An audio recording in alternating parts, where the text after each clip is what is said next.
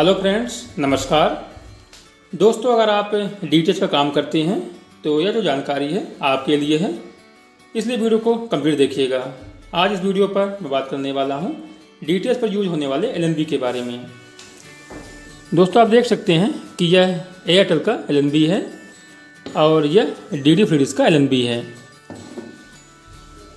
आज दोस्तों मैं आपको बताऊंगा कि इस एलएनबी पर एक फॉल्ट आता है जिसे कि आप किस प्रकार से मिनटों में ठीक कर सकते हैं। जैसा दोस्तों आप देख सकते हैं, यह जो एयरटेल का एलएनबी है, इस पर फॉल्ट यह था कि यह जो एलएनबी है शॉर्ट हो चुका था। जब भी हम डीटीएच से इसे कनेक्ट करते थे तो जो डीटीएच सेटअप बॉक्स है बंद हो जाता था। अगर दोस्तों आपको भी ऐसा फॉल्ट देखने को मिलता है कि एलएनबी में शॉर्टिंग है तो दोस्तों आप इस फॉल्ट को मिनटों में ठीक कर सकते हैं। इसे दोस्तों मैंने ठीक कर दिया है और आज मैं दोबारा से इसी प्रोसेस को करके बताऊंगा कि आपको भी अगर एलएनबी में शॉर्टिंग का फॉल्ट मिलता है तो आप दोस्तों मिनटों में किस प्रकार से ठीक कर सकते हैं। दोस्तों आप देख सकते हैं कि मेरे पास यह फ्री वाले डीटीएच का एक एलएनबी है और इस पर दोस्तों फॉल्ट क्या है, इस पर सेम फॉल्ट है कि जब भी हम डीटीएच रिसीवर से इसे कनेक्ट करते हैं तो जो रिसीवर है वह बंद हो जाता है, ऑफ हो जाता है, क्योंकि जो एलएनबी है शॉर्ट हो चुका है। आपको दोस्तों मैं सबसे पहले इसे चेक करके भी दिखाता हूं। तो आपको क्या करना है, किस प्रकार से एक डीटीएच का केबल लेना है और एक साइड दोस्तों आपको कनेक्टर लगा देना है। अब दोस्तों मैं आपको इसे चेक करके दिखाता हूं।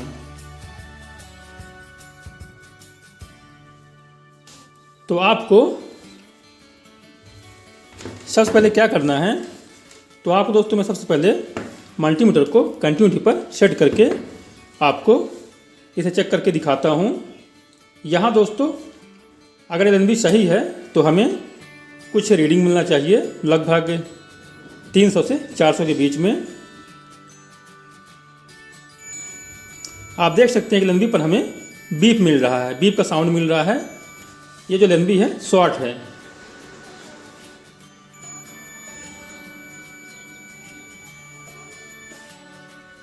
अब दोस्तों आप इस फॉल्ट को मिनटों के अंदर किस प्रकार से ठीक कर सकते हैं।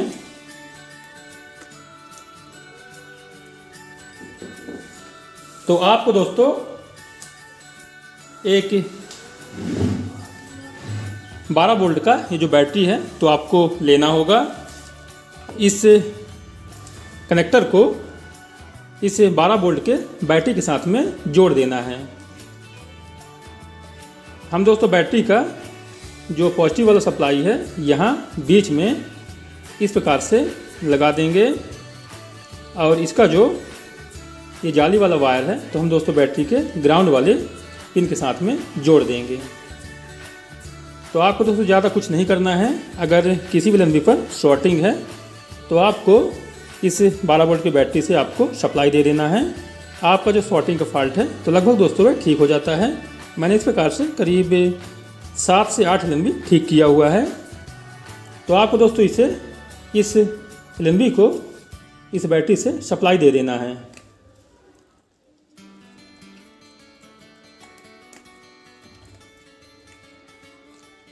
दोस्तों होता क्या है कि इसके अंदर पीएफ वगैरह लगे होते हैं, जेनर वगैरह लगे होते हैं जो कि शॉर्ट हो जाता है।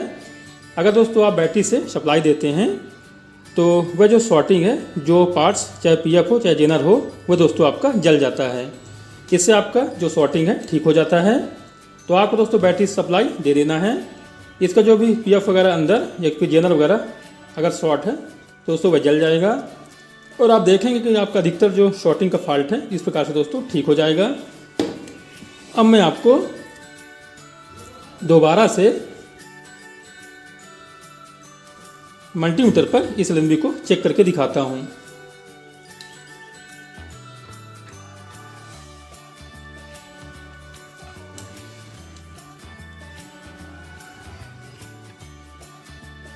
अब दोस्तों आप देख सकते हैं मल्टीमीटर पर हमें लगभग 350 के लगभग में जो रीडिंग है देखने को मिल रहा है। आपका दोस्तों ये जो फॉल्ट है सही हो चुका है। अब दोस्तों ये जो हमारा एलएनबी है यह डिश पर लगाने पर काम भी करेगा।